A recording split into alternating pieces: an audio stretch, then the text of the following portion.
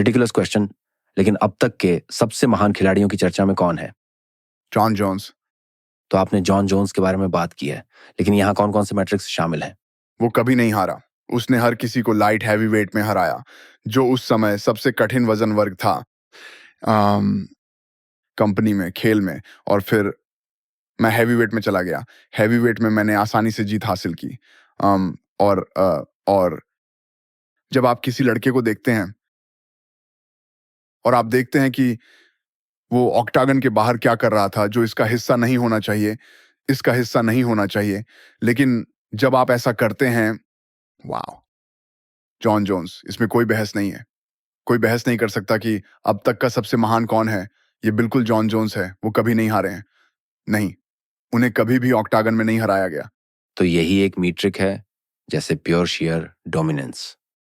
लेकिन और भी हैं, है ना? आप कभी कभी हार सकते हैं। ग्रेटनेस के लिए कैटलिस्ट है।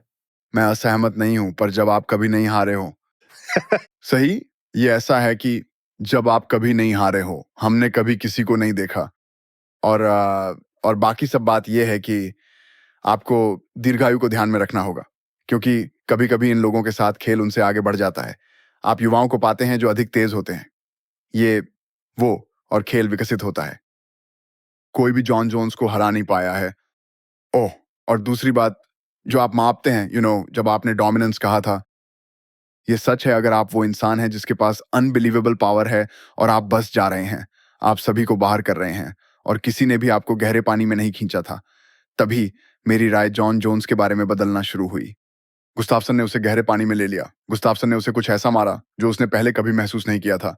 गुस्ताफसन ने उसकी परीक्षा ली और जॉन जोन्स को एक ऐसी जगह पर रखा जहां मुझे लगता है कि अगर आप बैठकर जॉन जोन्स का इंटरव्यू लेते, जब जॉन जोन्स डीप राउंड्स में जा रहे थे, उन्होंने सोचा कि वो मरने वाले हैं।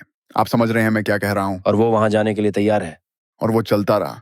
वो तैयार था उस लड़ाई को जीतने के लिए, जो भी करना पड़े वो करने को तैयार था। ये मुझे बहुत दुखी करता है, क्योंकि उसने डीसी को हराया और डीसी पूरे समय के ग्रेटेस्ट में से एक है। वो भी बात है, और मुझे लगता है कि डीसी को वो श्रेय नहीं मिलता जिसका वो हकदार है, क्योंकि जॉन जोन्स वाली बात है।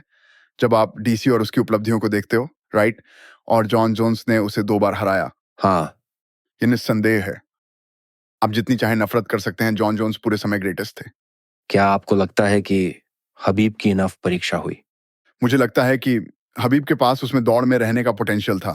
वो बस ज्यादा समय तक नहीं रुका। सबसे पहले उसे चोटें आई, आप जानते हैं। उसे वहां पहुंचने में ज्यादा समय नहीं लगना चाहिए था अगर उसे वो चोटें और करियर में रुकावटें नहीं होती।